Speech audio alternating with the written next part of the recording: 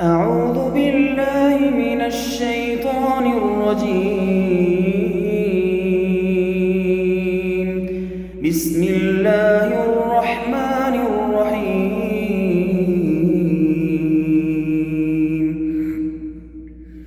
الرحمن علم القرآن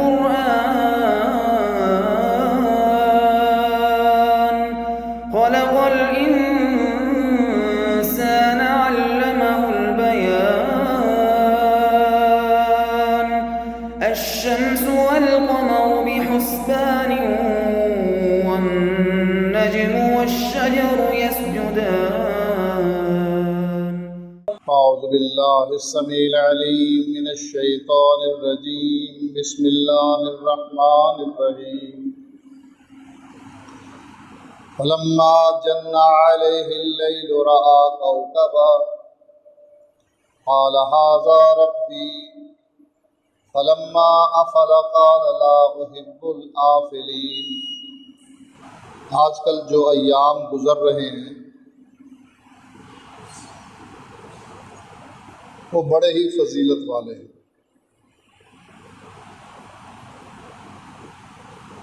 رات رمضان کی آخری عشرے کی فضیلت والی ہیں اور دن ذی الحجہ کے یہ پہلے 10 یہ فضیلت والے ہیں. نبی اکرم صلی اللہ علیہ وآلہ وسلم فرماتے ہیں ما من ایام اعظم عند اللہ ولا احب الیہ من العمل فیہن من هذه الایام العشر. اللہ کے نزدیک عظمت والے اور محبوب ان ایام میں کیے ہوئے عمل نہ عظمت والے ہیں نہ محبوب ہیں. من هذه الایام العشر، ذی الحجہ کے ان 10 ایام میں. ان 10 ایام میں جو عمل کیے جائیں وہ اللہ کے نزدیک عظیم بھی ہیں اور اللہ کو محبوب بھی ہیں. ایک صحابی پوچھتا ہے ولل جہاد فی سبیل اللہ، اے اللہ کے نبی باقی دنوں میں کیا ہوا جہاد کیا یہ بھی عمل ان ایام میں کیے ہوئے اعمال سے زیادہ عظمت والا نہیں؟ فرمایا ولل جہاد فی سبیل اللہ، اللہ کے راستے میں جہاد کرنے والا عمل بھی ان ایام میں کیے ہوئے اعمال سے زیادہ عظمت والا اور محبوب نہیں. اسی لیے اللہ کے نبی فرماتے ہیں فَاقْصُرُوا فِيهِنَّ مِنَ التَّهْلِيلِ وَالتَّكْبِيرِ وَالتَّحْمِيدِ. ان ایام میں کثرت سے لا الہ الا اللہ کہو. توحید کا وہ نعرہ موسیٰ علیہ السلام نے اللہ سے پوچھا کہ یا اللہ کوئی ذکر بتا. اللہ نے یہ توحید والا ذکر اپنے نبی کو بتلایا. کہا ہے تو ساری دنیا پڑھتی ہے. اللہ نے پھر موسیٰ علیہ السلام کو اس ذکر کی فضیلت بتلائی کہ اگر ساری دنیا پڑھنے لگ جائے تو اس کی عظمت میں کمی نہیں آ جائے گی. فرمایا لا الہ الا اللہ، جس کی وجہ سے یہ کائنات تخلیق کی گئی اور جس کے نہ ہونے کی وجہ سے کائنات کو لپیٹ دیا جائے گا. کثرت سے لا الہ الا اللہ، اللہ اکبر والحمد للہ، کثرت سے یہ پڑھا کرو. جن کو حج نصیب ہوتا ہے وہ وہیں جا کر یہ توحید کا کلمہ اپنی زبان سے ادا کرتے ہیں.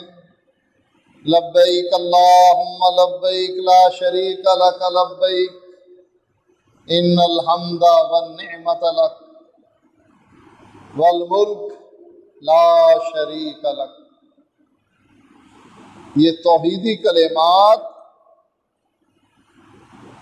جو جہان کی روح ہے، جو سارے انبیاء کی تعلیم ہے، وہ وہاں ادا کرتے ہیں، اور جن کو وہاں جانا نصیب نہ ہو وہ ان 10 ایام میں کیا کریں؟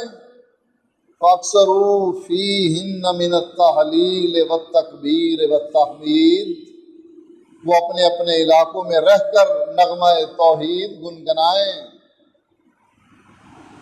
عبداللہ ابن عمر ان ایام میں بازاروں میں نکلتے تھے۔ بازار کوئی اچھی جگہ نہیں، اللہ کے نبی کے قول کے مطابق بدترین جگہ بازار اور بہترین جگہ مساجد ہیں، لیکن عبداللہ ابن عمر اس عمل کو، اس ذکر کو جاری کرنے کے لیے تاکہ ان کے ساتھ اور لوگ بھی شامل ہوں، بازار میں نکلتے اور بلند آواز سے یہ نغمہ توحید گنگناتے، لوگ بھی ان کی آواز سن کر ان کے ساتھ شریک ہو کر کہتے لا الہ الا اللہ، اللہ اکبر والحمد للہ۔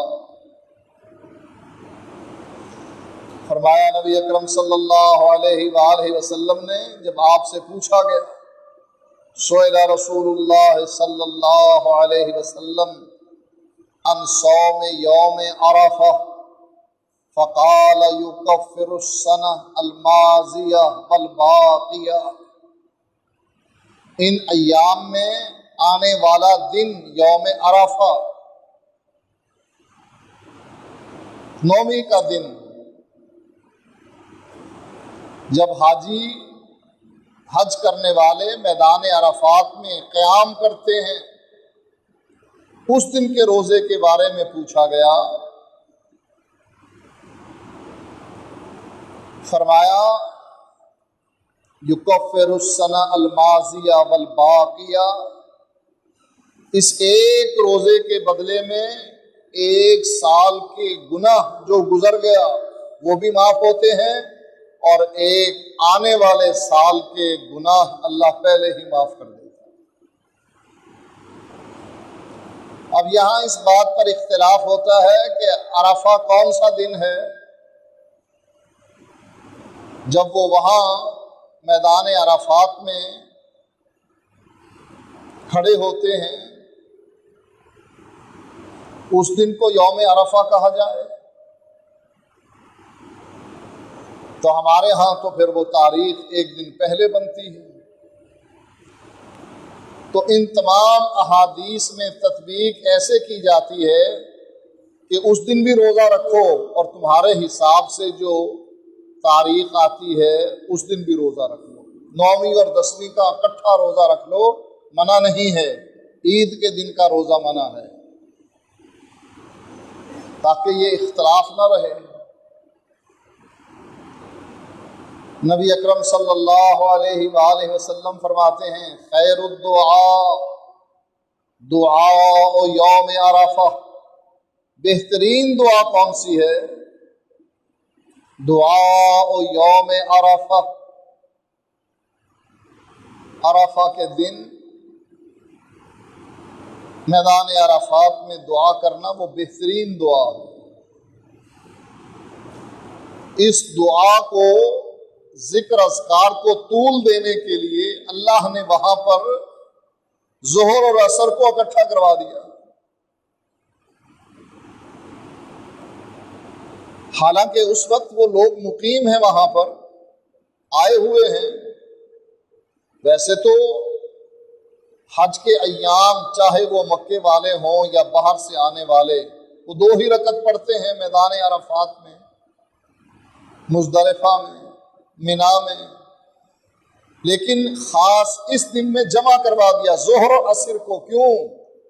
خیر الدعاء دعاء یوم عرفہ، ہو سکتا ہے اس میں ایک مصلحت یہ بھی ہو کہ دعا کرنے کے لیے زیادہ سے زیادہ ٹائم میسر آ جائے۔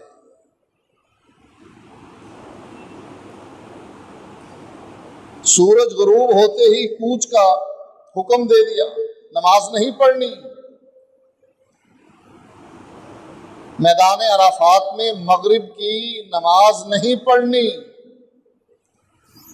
ہو سکتا ہے اس میں یہ مصلحت ہو کہ انہوں نے جو نماز کی تیاری کے لیے آدھا گھنٹہ لگانا ہے، اس سے بہتر یہ ہے کہ دعاؤں میں مشغول رہیں۔ سورج غروب ہو گیا، نماز نہیں پڑھنی، مزدلفہ میں جا کر مغرب اور عشاء کو اکٹھا کر کے پڑھ لو۔ اللہ کے نبی فرماتے ہیں اذا کان یوم عرفہ ان اللہ ینزل الی السماء الدنیا فیباہی بہم الملائکہ۔ جس دن عرفہ کا دن ہوتا ہے، اللہ آسمان دنیا پر نزول کرتا، اپنے فرشتوں کے سامنے فخر کرتا، کیا کہتا ہے؟ فَيَقُولُ انظُرُوا إِلَىٰ عِبَادِي أَتَوْنِي شُعْثًا غُبْرًا سَاجِّينَ مِن كُلِّ فَجٍّ عَمِيقٍ۔ میرے ان بندوں کی طرف دیکھو، میرے پاس آئے ہیں شعثاً، غبار پراگندہ بال لیے ہوئے، غبراً گرد آلود ہیں، ساجین من کل فج عمیق، دور دراز علاقوں سے چلاتے ہوئے آئے ہیں، لبیک اللہم لبیک لبیک لا شریک لک لبیک۔ یا اللہ، کائنات کا سب سے بڑا جرم ہم اس سے برات کا اظہار کرتے ہیں، لا شریک لک لبیک، تیرا نہ کوئی داتا شریک ہے، نہ چوہے شاہ شریک ہے، نہ لنگڑا شریک ہے، نہ لولا، کوئی شریک نہیں۔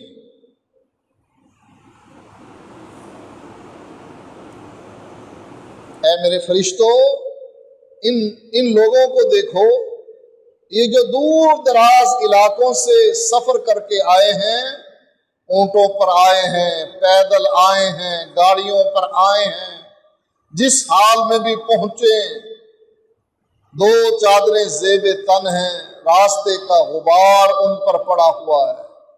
پوچھا ما اراد ہؤلاء، کیا چاہتے ہیں یہ؟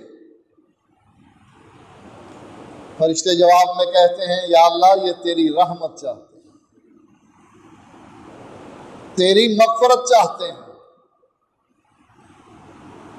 فرمایا نبی اکرم صلی اللہ علیہ وآلہ وسلم نے، اللہ جواب میں کہتا ہے اشہدکم انی قد غفرت لہم، اے میرے فرشتوں، میں تمہیں گواہ بنا کر کہہ رہا ہوں، انی قد غفرت لہم، میں نے ان تمام لوگوں کو بخش دیا جو اللہ کے لیے حج کرے، پھر اس میں لڑائی جھگڑا گالم گلوچ نہ کرے، وہ حج سے ایسے پلٹتا ہے جیسے آج ہی اس کی ماں نے اس کو جنم دیا ہے، اس پر کوئی گناہ نہیں، گناہوں سے بالکل پاک اور صاف۔ فرمایا اللہ کے نبی علیہ الصلاۃ والسلام نے والحج المبرور لیس لہ جزاء الا الجنہ، وہ حج جو اللہ قبول کر لیتا، اس کا حاضر ہونا لبیک۔ بعض لوگوں تو اللہ کہہ دیتا ہے لا لبیک ولا سعدیک، جا تیرا لبیک کہنا مجھے قبول نہیں۔ کیوں؟ تیرا مال حرام کا، تیرا لباس حرام کا، تیرا کھانا حرام کا، مجھے تو یہاں میری توحید کو بیان کرنے کے لیے آیا، لیکن دیکھ تیری پرورش کس مال سے ہوئی؟ حرام مال سے۔ میں نہیں قبول کرتا۔ یہ جو تو نے احرام خریدا ہے ظلم اور زیادتی کر کے لوگوں پر، مجھے نہیں قبول تیرا لبیک کہنا۔ کھانا جو کھاتا ہے حرام مال کا، سود کا، جا تیرا کھانا بھی حرام کا، پینا بھی حرام کا، لباس بھی حرام کا، تیری پرورش بھی حرام مال پر ہوئی، تیرا باپ تجھے حرام کھلاتا رہا، لا لبیک ولا سعدیک۔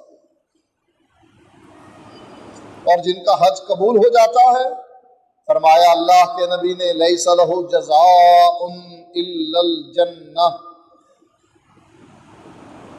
اس حج کا کم از کم ثواب کیا ہے؟ لیس لہ جزاء الا الجنہ، اس کا بدلہ جنت کے علاوہ کچھ بھی نہیں، کم از کم اس کو جنت ملے گی، چاہے ادنا ملے یا اللہ اپنے فضل سے اعلیٰ دے دے، لیکن ملے گی اس کو جنت۔ فرمایا نبی اکرم صلی اللہ علیہ وسلم نے ما من یوم اکثر من ان یعتق اللہ فیہ عبدا من النار من یوم عرفہ، کوئی دن ایسا دن نہیں جس میں اللہ اتنی کثرت سے لوگوں کی گردنوں کو جہنم سے آزاد کرے۔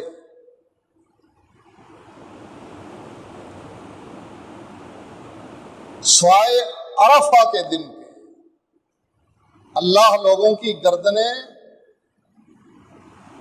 اور ایام میں بھی آزاد کرتا ہے، ان کو معافی دیتا ہے، جنت میں داخل کرتا ہے، لیکن جتنی کثرت سے اللہ عرفہ کے دن لوگوں کو جہنم کی آگ سے آزادی دیتا ہے، سال کے 365 دنوں میں کوئی دن ایسا نہیں کہ جس دن اللہ اس کثرت کے ساتھ لوگوں کو جہنم سے آزادی دے۔ لیکن کیا آزادی سب کو مل جاتی ہے؟ میدان عرفات میں آئے ہوئے سارے حاجیوں کو؟ جو بیت اللہ میں بیٹھ کر یہ کہیں داتا کے دربار پر دیگ چڑھانا مجھے بخار چڑھا ہوا ہے،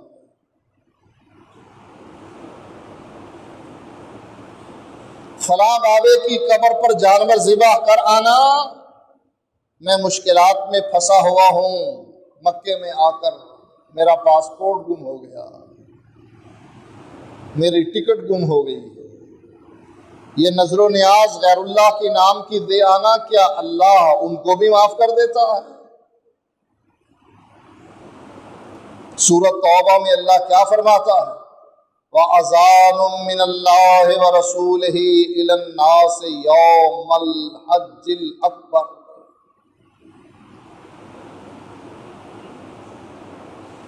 اللہ حج اکبر کس کو کہتے ہیں؟ حج کو، اور حج اصغر عمرے کو۔ اللہ حج والے دن اعلان کیا کروا رہا ہے؟ جب یہ آیتیں اتری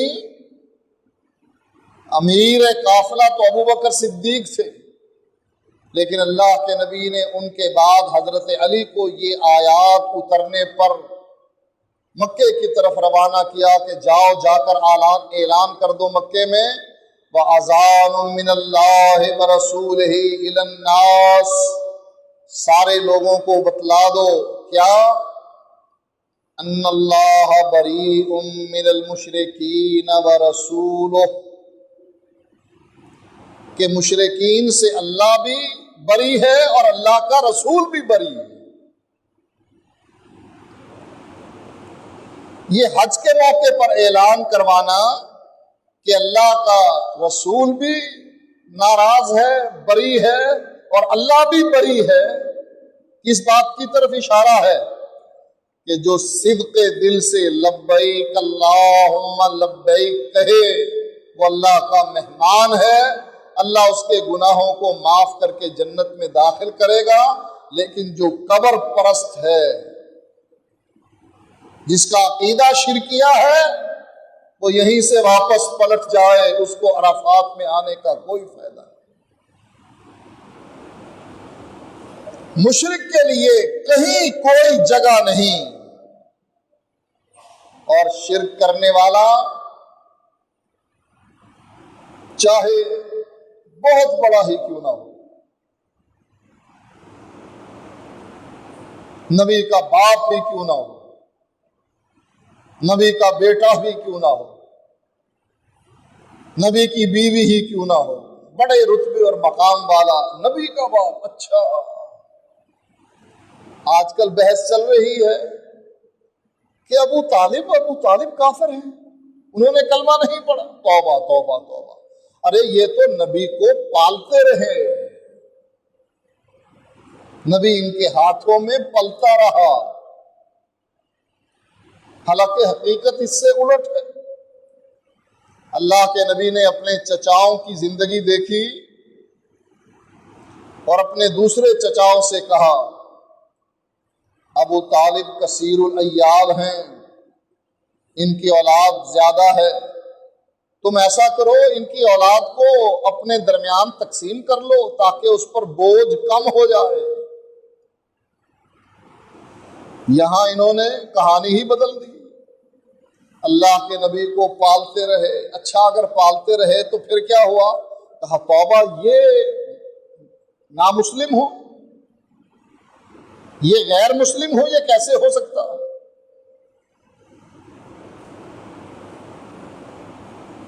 دیکھو ابو بکر کا باپ، ابو بکر بھی پہلے کافر تھا، اس کا باپ بھی کافر تھا، عمر بھی کافر تھا، اس کا باپ بھی کافر تھا، عثمان بھی کافر تھا، اس کا باپ بھی کافر تھا۔ انہوں نے کلمہ پڑھا، اس لیے پڑھا کلمہ کہ کافر تھے تو پڑھا نا کلمہ۔ ابو طالب نے کلمہ نہیں پڑھا، اللہ کے نبی کہتے رہے یا عم قل لا الہ الا اللہ، چچا پڑھ لو لا الہ الا اللہ۔ ایرانی کہتے ہیں کیوں نہیں کلمہ پڑھا؟ کہتے ہیں کلمہ وہ پڑھے جو کافر ہو۔ ابو طالب تو پہلے ہی مسلمان تھا، کلمہ کیوں پڑھتا؟ نعوذ باللہ، اللہ کے نبی کو پتہ نہیں لگا کہ ابو طالب تو پہلے سے ہی مسلمان ہیں۔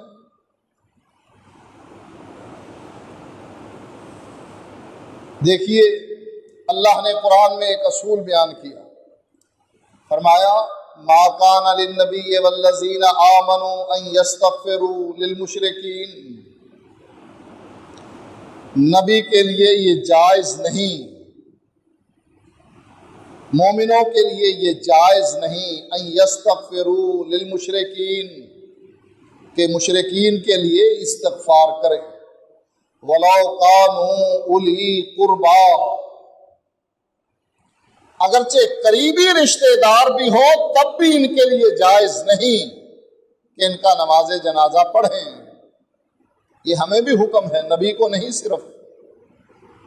ہم قبر پرستوں کا، بد عقیدہ لوگوں کا چلو جی جنازہ ہی پڑھنا ہے نا، پڑھ لو، کیا فرق پڑتا ہے۔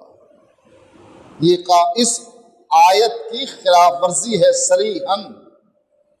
کسی مشرک، کسی بدعتی، کسی بد عقیدے کا نماز جنازہ ادا کرنے کا معنی یہ ہے کہ وہ ہے اللہ کا دشمن۔ اللہ کے دشمن کو میں کہہ رہا ہوں اللہ بخش دے اس دشمن کو، کلمہ نہیں پڑھا اس نے لیکن بخش دے نا، اس کی قبر وسیع کر دے، نور سے بھر دے۔ اللہ کہتا ہے میرے دشمن کی سفارش کرتا ہے مجھ سے، اس لیے پابندی لگا دی کہ مومن اور نبی کو بھی لائق نہیں کہ کسی مشرک کے لیے دعائے استغفار کرے۔ یہ آیت کب اتری؟ جب ابو طالب فوت ہو گیا، اللہ کے نبی کہنے لگے چچا میں تیرے لیے اپنے رب سے بخشش کی دعا کرتا رہوں گا جب تک کہ اللہ مجھ کو منع نہ کر دے۔ نبی نے شرط لگا دی کہ اللہ منع کرے گا تو رک جاؤں گا۔ اللہ نے آیت اتار دی ما کان للنبی والذین آمنوا ان یستغفروا للمشرکین ولو کانوا اولی قربا۔ من بعد ما تبین لہم انہم اصحاب الجحیم، ان کے لیے بخشش کی دعا قریبی رشتہ داروں کے لیے نہیں کرنی ہے جب تجھے اس بات کا علم ہو جائے انہم اصحاب الجحیم کہ یہ جہنمی ہیں۔ مشرک کے بارے میں کسی کو شک ہے کہ یہ جنتی ہیں؟ سب کو پتا ہے جہنمی ہیں، چاہے قریبی رشتہ دار کیوں نہ ہو، جس نے غیر اللہ کو سجدہ کیا جیسا کہ درباروں پر ہو رہے ہیں، جس نے غیر اللہ کی قبر پر قیام کیا اللہ کے قیام کی طرح جیسا کہ قبروں پر ہو رہے ہیں، جس نے غیر اللہ کے نام کی نظر و نیاز دی جیسا کہ ہم کنڈے امام جعفر صادق کے نام کے اور 11ویں عبد القادر جیلانی کے نام کی کرتے ہیں، ان کے مشرک ہونے میں کوئی شک نہیں۔ فرمایا ایسوں کے لیے دعائے استغفار نہیں کرنی۔ اب ابراہیم علیہ السلام کیا کہتے ہیں؟ وَاغْفِرْ لِأَبِي إِنَّهُ كَانَ مِنَ الضَّالِّينَ، اے اللہ میرے باپ کو بخش دینا۔ پھر ساتھ ساتھ اقرار کیا کرتے ہیں؟ إِنَّهُ كَانَ مِنَ الضَّالِّينَ، اللہ ہے یہ گمراہ، پھر بھی میں اس کے لیے دعا کرتا ہوں۔ کیسی گمراہی ہے؟ یا ابت لما تعبد ما لا يسمع ولا يبصر ولا يغني عنك شيئا، بابا جو سن نہیں سکتے، دیکھ نہیں سکتے، تیری مشکل کیا حل کریں گے؟ اے مولا علی مشکل کشا میری کشتی پار لگا دینا۔ یہ سننے کے قابل نہیں، دیکھنے کے قابل نہیں، بات کرنے کے قابل نہیں، پکڑنے کے قابل نہیں، چلنے کے قابل نہیں، سونگھنے کے قابل نہیں، بولنے کے قابل نہیں، تیری مدد کہاں سے کر دے گے؟ جواب میں کیا؟ وجدنا آباءنا، ابراہیم باپ دادا یہی کرتے رہے، باپ دادا کا مذہب نہیں ہم چھوڑ سکتے۔ ابراہیم علیہ السلام کہتے ہیں تھام یا اللہ یہ گمراہ لیکن معاف کر دے، وَلَا تُخْزِنِي يَوْمَ يُبْعَثُونَ، مجھے قیامت کے دن جب سب لوگ تیرے دربار میں جمع ہوں گے مجھے ذلیل و خوار نہ کرنا۔ اللہ جواب میں کیا کہتا ہے؟ وَمَا كَانَ اسْتِغْفَارُ إِبْرَاهِيمَ لِأَبِيهِ إِلَّا عَن مَّوْعِدَةٍ وَعَدَهَا إِيَّاهُ،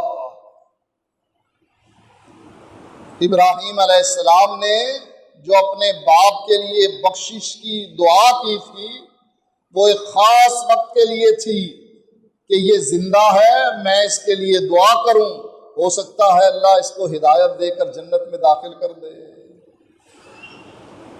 فلما تبین له انه عدو للہ تبرأ منہ، لیکن جب ابراہیم علیہ السلام کو یہ پتہ لگ گیا کہ اس کی موت حالت شرک میں ہوئی، تبرأ منہ، بیزاری کا اظہار کر دیا کہ جا بابا تو بھی جہنم میں جا۔ اب اللہ ابراہیم علیہ السلام کے بارے میں کیا کہہ رہا ہے؟ قد کانت لکم اسوۃ حسنۃ فی ابراہیم والذین معہ، اے لوگو تمہارے لیے ابراہیم اور ان کے ساتھیوں میں ان کی زندگی تمہارے لیے نمونہ ہے۔ اذ قالوا لقومہم انا براء منکم ومما تعبدون من دون اللہ، ان لوگوں کی زندگی، ان کا یہ کہنا تمہارے لیے اسوہ حسنہ ہے جب انہوں نے اپنی قوم سے یہ کہا ہم بیزار ہیں تم سے بھی اور ان معبودوں سے بھی جن کو تم پکارتے ہو، جن کی تم عبادت کرتے ہو، جن کے نام کی نظر و نیاز دیتے ہو، ہم ان سے بھی بیزار ہیں۔ من دون اللہ، ایسے معبود جو تم نے اللہ کے علاوہ گھڑ رکھے ہیں، کفرنا بکم، ہم کفر کرتے ہیں تمہارے ساتھ، تمہاری اس حرکت کا انکار کرتے ہیں۔ وَبَدَأَ بَيْنَنَا وَبَيْنَكُمُ الْعَدَاوَةُ وَالْبَغْضَاءُ، ہمارے درمیان اور تمہارے درمیان دشمنی ہے، ہمارے درمیان اور تمہارے درمیان بغض ہے، نفرت ہے، ابداً، ہمیشہ ہمیشہ کے لیے، عارضی نہیں، ہمیشہ ہمیشہ کی دشمنی اور بغض ہمارے اور تمہارے درمیان۔ یہ بغض اور دشمنی کب ختم ہوگی؟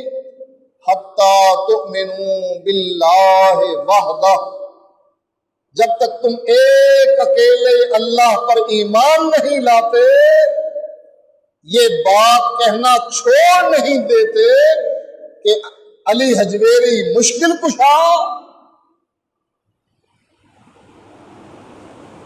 اور پاک پتن کا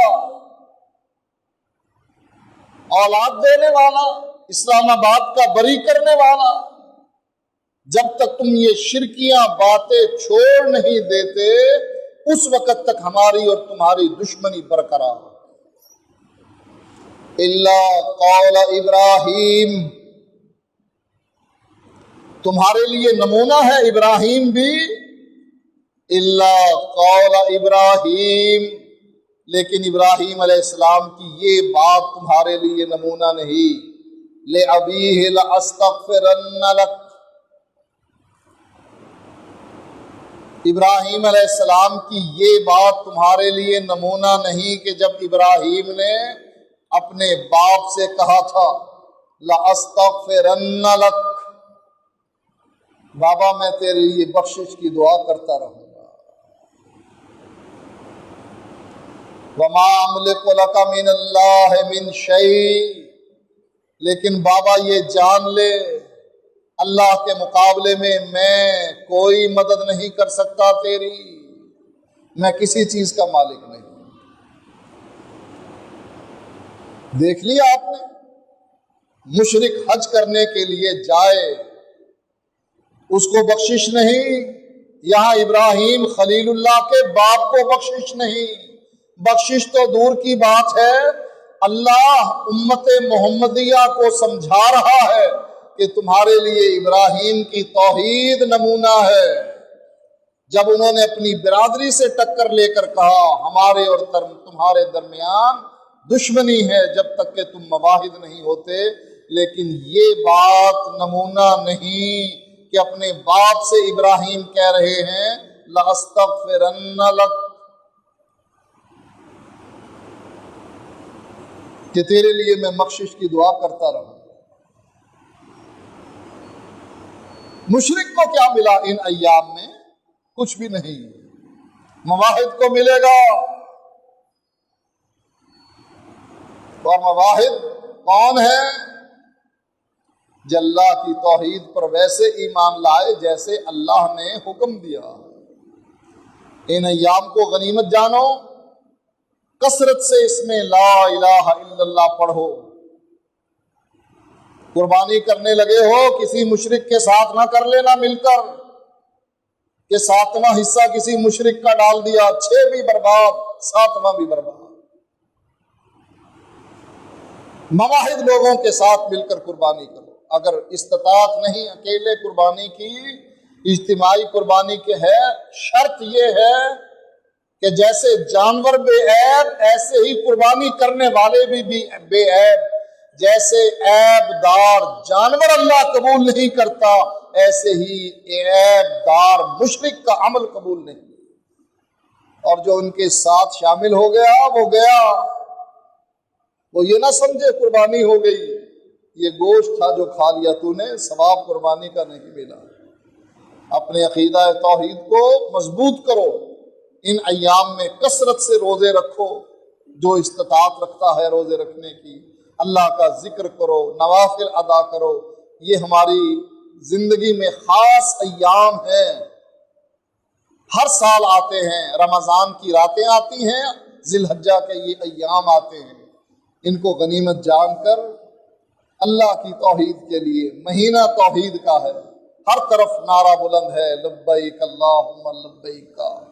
اس میں آپ اپنے گھروں میں بیٹھ کر شریک ہوں، وہاں لا الہ الا اللہ کہیں، توحید کے درس سنیں، اپنے رشتہ داروں کو اکٹھا کریں، توحید کے پروگرام بنائیں، ان کو سمجھائیں، تاکہ اللہ تعالی ہم سب پر راضی ہو جائے۔ وآخر دعوانا الحمدللہ رب العالمین۔